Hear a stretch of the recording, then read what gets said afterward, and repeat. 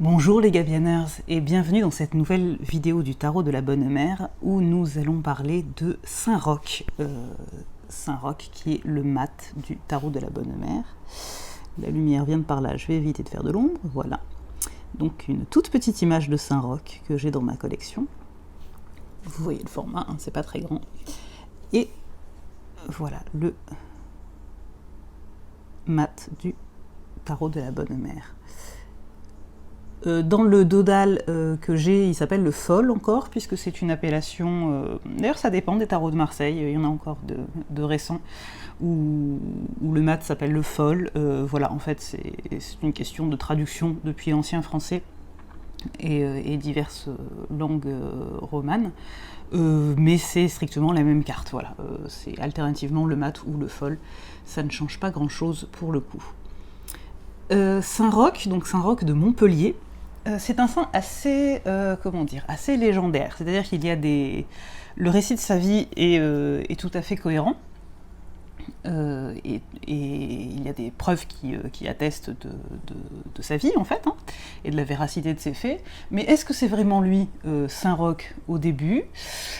Est-ce que, disons que c'est pas divers éléments qui se sont combinés pour recréer un seul et même personnage, c'est assez flou, voilà, parce que il naît entre 1348 et 1350, donc à l'époque de la Grande Peste Noire et de la guerre de Cent Ans. Donc bien entendu, vous imaginez bien que,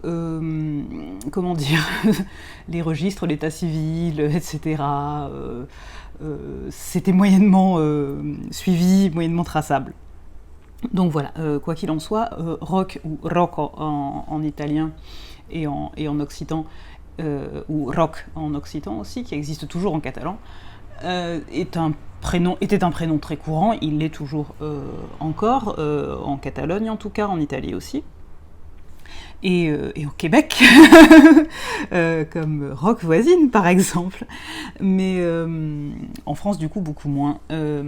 Quoi qu'il en soit, à l'époque c'est un prénom extrêmement courant, donc est-ce que c'était vraiment le prénom d'un Pékin moyen, entre guillemets, ou comme il a été affirmé finalement assez tôt, son nom de famille, qu'il était un Roch de la Croix, qui est une vieille et grande famille noble française, qui après deviendra, et toujours je crois, la Croix de Castries, qui est donc une grande famille noble française.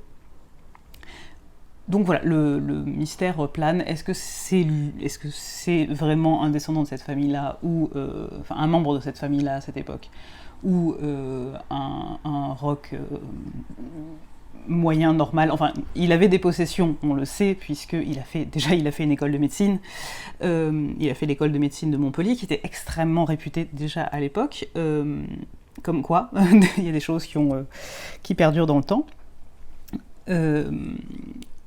Donc il fait l'école de médecine à Montpellier, et il se rend d'abord en pèlerinage à Avignon, qui alors est un des sièges de la papauté, et qui est tout à côté, hein, je mettrai la carte pour ceux qui n'auraient pas une bonne idée de quoi ressemble le midi de la France, mais pour le coup c'est vraiment tout à côté. Il suit un enseignement, ecclésiastique, parce que de toute façon toute université à l'époque est tenue par des ecclésiastiques, ce qui fait qu'il entretient une foi très profonde et un sens aigu, on nous dit un lien aigu au pèlerinage. C'est quelqu'un qui valorise extrêmement les pèlerinages, c'était le cas d'à peu près tout le monde à l'époque, mais voilà, il se dit avec son bagage médical qu'il va faire des pèlerinages parce que, d'une part, je pense, pour aider les pèlerins sur la route à soigner les divers maux qu'ils peuvent rencontrer. Qui plus est, donc on est toujours à l'époque de la Grande Peste, donc si on se sent, comme il a été appelé par une mission divine, à aider son prochain, on se dit que peut-être il veut aider sur les chemins de foi les gens qui peuvent rencontrer la peste et se dire que peut-être par miracle il peut soigner la peste, ce qui arriva et c'est pour ça qu'il est connu. Donc il est orphelin à 17 ans, il est très riche, il est instruit déjà, et alors que comme nous dit la légende ou l'histoire, lui donne possiblement la gouvernance, au moins une partie de la gouvernance de la ville de Montpellier, si vraiment il fait partie de cette famille des Rocs de la Croix. Il décide donc de partir vers Rome, puisque donc il y a un chemin de pèlerinage qui va de Rome à Saint-Jacques de Compostelle et qui passe par Montpellier. Il choisit de partir vers Rome, il se fait bénir, il prend les habits de l'ordre du tiers-ordre franciscain, donc qui est un ordre monastique qui a donc une robe, comme vous le voyez, brune, comme caractéristique, et qui est donc un ordre de pérégrination, donc de pèlerinage. Et il décide de partir donc vers Rome. Et lors de son périple, justement, il arrive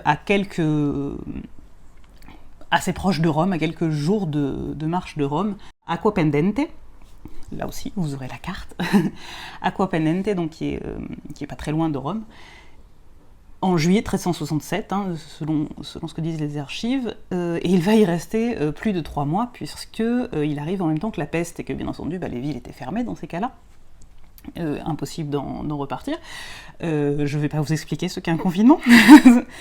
Et voilà, il est médecin et il décide de soigner les gens.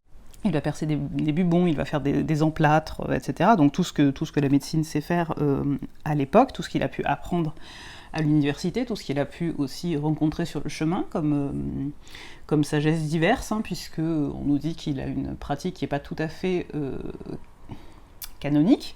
Donc il est probable qu'il ait rencontré sur le chemin soit des médecins juifs qui avaient une science bien plus avancée, puisqu'ils avaient encore accès à des traités de médecine grecs ou arabes que l'Église refusait de traduire en latin et refusait d'appliquer. Donc il y avait cette science-là, et par beaucoup de prières aussi, et on dit qu'il guérit certaines personnes de la peste et qu'il la fait sortir de la ville plus rapidement que prévu.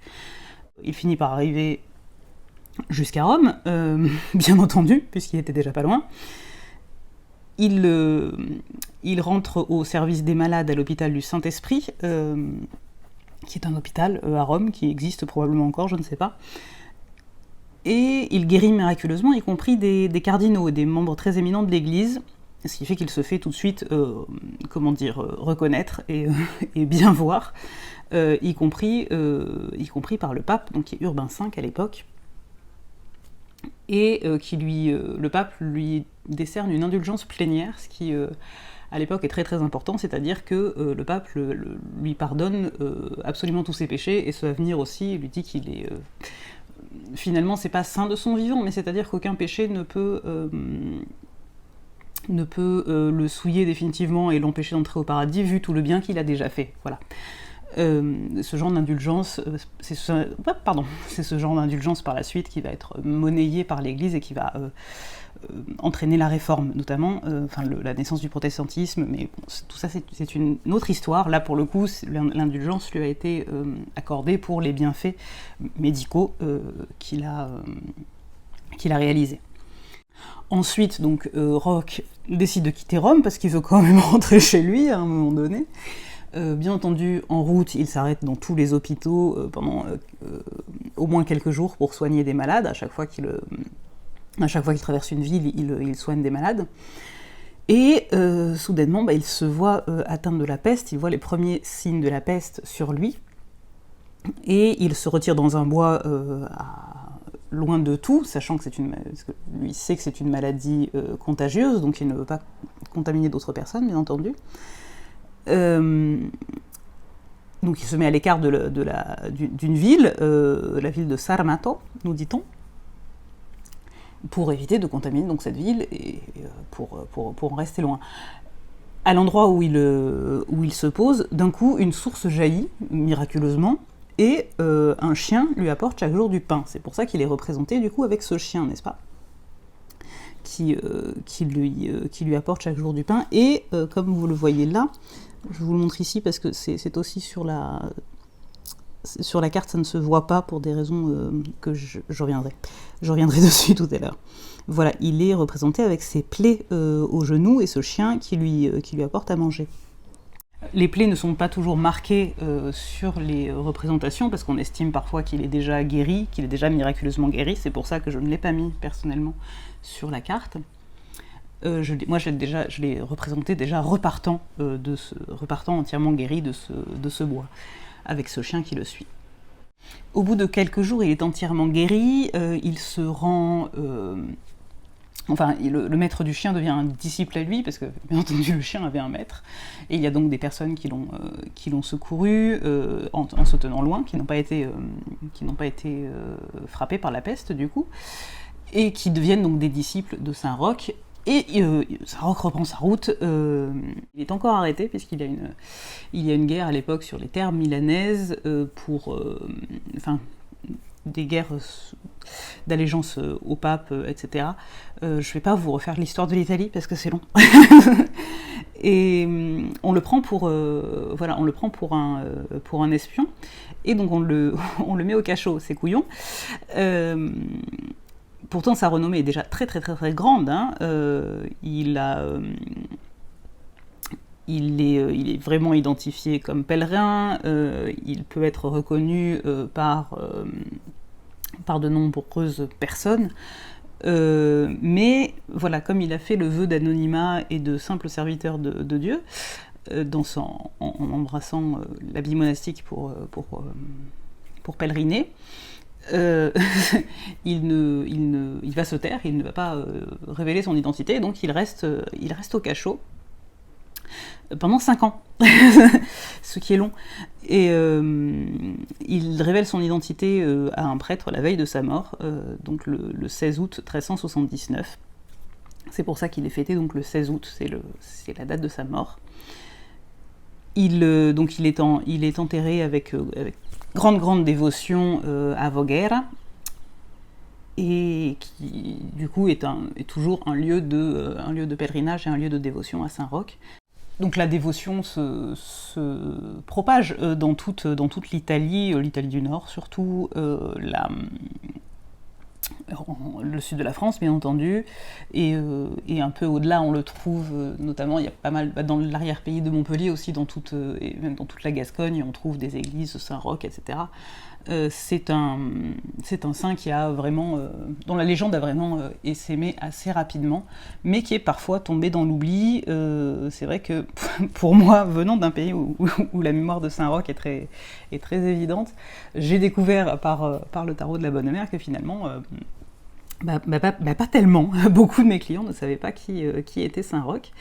Et du coup, c'était intéressant parce que voilà, moi, c'est vrai que dans toutes les chapelles que j'ai pu fréquenter, que ce soit dans l'Aveyron ou en région PACA, ou du côté de Montpellier, etc., il y a toujours eu des statues à Saint Roch, quoi, pour les malades, pour demander des miracles, etc. Et c'est vrai que bon, pour moi, ça coulait de source, mais du coup, ça ne l'était pas forcément. Voilà, quoi d'autre ? Donc passons maintenant à la carte, à la carte du tarot. Donc le mat, le fol, parle d'oser, d'aller de l'avant, d'effectuer un saut de foi. Hein. Par exemple, dans le Rider-Waite, on voit bien que le fol est au bord d'une falaise, hein, et qu'il va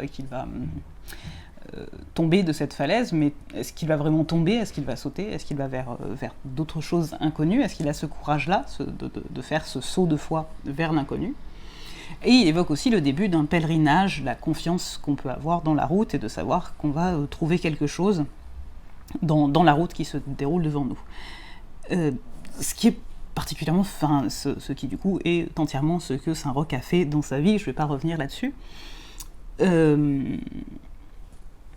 Du coup, c'est vrai que pour moi, ça me semblait absolument logique. Et si on regarde l'iconographie, finalement, le fol avec son baluchon en forme, hop, je fais la mise au point, si j'arrive, voilà.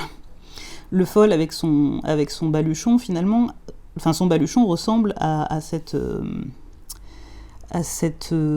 outre avec laquelle Saint Roch est représenté. on a une grande proximité iconographique. Avec ce chien ou ce chat, selon les images qui le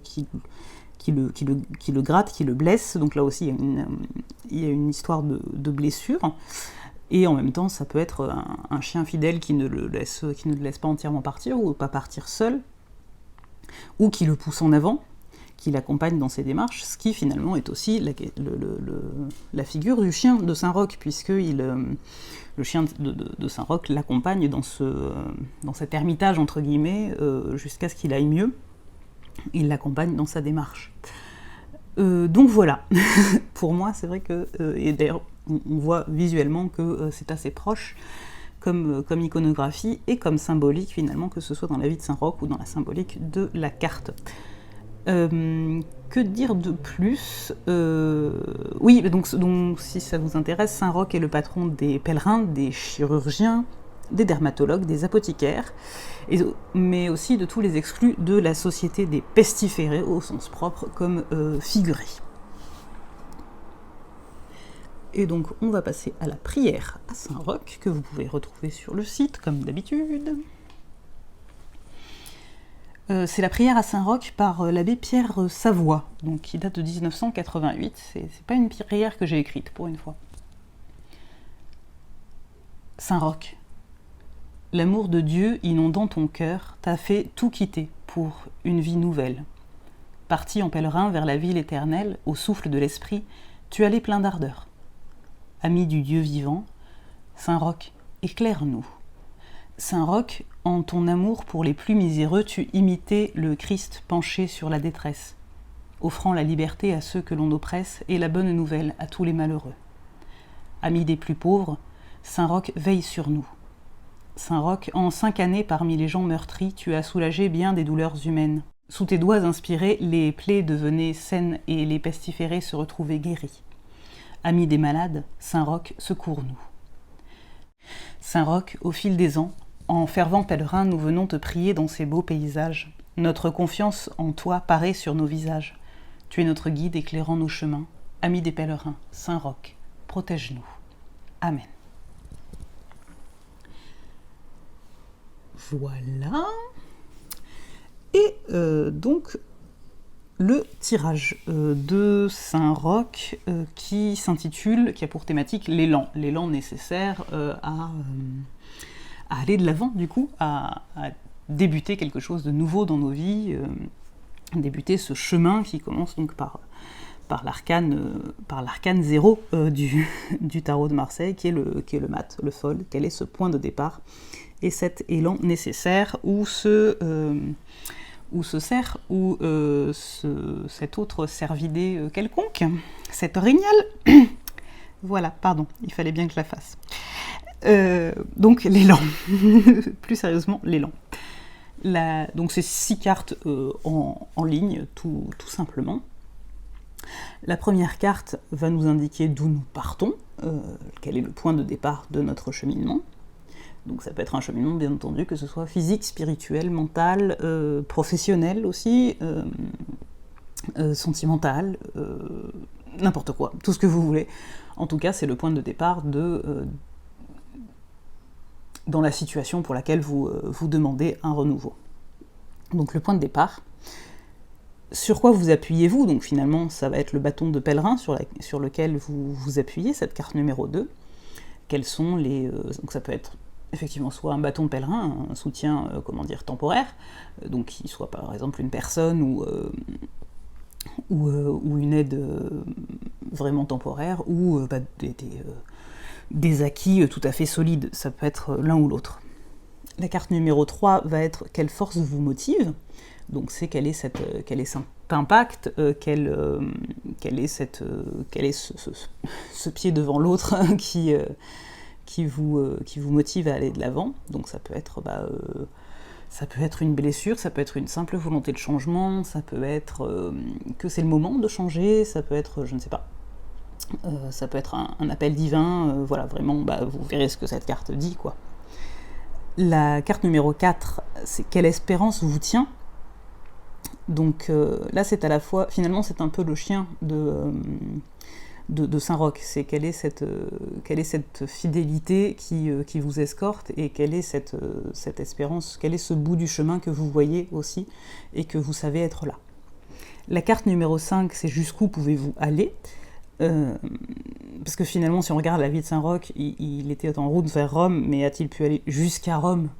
Oui, mais à quel prix? Finalement, c'est peut-être votre étape, la prochaine étape vers laquelle vous devriez aller, puisqu'il n'est pas arrivé à retourner à Montpellier, par exemple. Donc, est-ce que c'est la carte qui vous indique que vous resterez à Milan, par exemple? Enfin, vers Milan, je suis pas sûre qu'il était emprisonné à Milan même. Voilà, c'est l'idée de quel sera le vrai signe que vous êtes arrivé. Voilà. Quel sera le signe que vous êtes arrivé, que vous n'êtes pas appelé, en tout cas pour le moment, à aller plus loin et à forcer, on va dire, forcer le destin, ou vous forcer à aller plus loin, à trouver d'autres signes, etc., à forcer le changement plus avant. C'est la carte qui vous indiquera, voilà, quel sera votre point d'arrivée réel et véritable. Et la carte numéro 6, la dernière, votre point d'arrivée réel et véritable, mais peut-être uniquement pour le moment, hein, bien entendu, ça peut changer d'ici 6 mois, 1 an, c'est pas du tout l'idée de, voilà, c'est fini, vous êtes arrivé à cet instant T, à ce moment-là, et vous ne changerez plus du tout dans votre vie, bien entendu, pas du tout. Et la carte numéro 6, enfin, c'est comment reconnaîtrez-vous l'arrivée, donc c'est justement quel signe vous sera donné à l'arrivée, comment saurez-vous que vous êtes arrivé à ce point-là. Donc est-ce que c'est parce que vous aurez atteint un niveau de plénitude suffisant à ce moment-là, ou un niveau d'enseignement, enfin d'instruction, ou que vous rencontrerez une personne aimée, ou que je ne sais pas, ça dépendra évidemment de ce que vous tirerez comme carte. Voilà, merci beaucoup de m'avoir écouté, j'espère que j'ai été claire. Comme d'habitude, n'hésitez pas à me laisser des commentaires, n'hésitez pas à me rejoindre sur Discord pour débattre, pour échanger sur tout un tas de choses. Je veux vraiment créer un espace de type forum d'échange vraiment libre sur les thématiques du tarot de la bonne mère, du tarot chrétien, des pratiques chrétiennes, etc. Rejoignez-moi bien entendu sur Instagram, où vous pouvez aussi me poser des questions, où vous pouvez retrouver tout un tas de publications, pratiquement tous les jours. Et voilà, et quoi d'autre? Abonnez-vous à cette chaîne et activez la cloche, parce que sinon vous ne serez pas mis au courant des prochaines vidéos. Mettez un pouce vert en l'air s'il vous plaît, parce que je vois qu'il y a beaucoup de vues et les gens ne pensent pas forcément à liker la vidéo, donc en fait YouTube se fout que vous ayez vu la vidéo. Si vous n'avez pas marqué que vous aimiez la vidéo, et ben c'est comme si vous n'avez pas fait de vues, donc voilà, du coup la vidéo n'est pas proposée à d'autres personnes après. Voilà, quoi d'autre? Acheter un tarot de la bonne mère, oui, si vous voulez. Ou des icônes sur mon Etsy, et voilà, et visiter le site qui est plein de tout un tas d'informations aussi. Voilà, je crois que j'ai tout dit cette fois. J'espère que vous allez bien, prenez soin de vous et aimez-vous les uns les autres. Bye bye!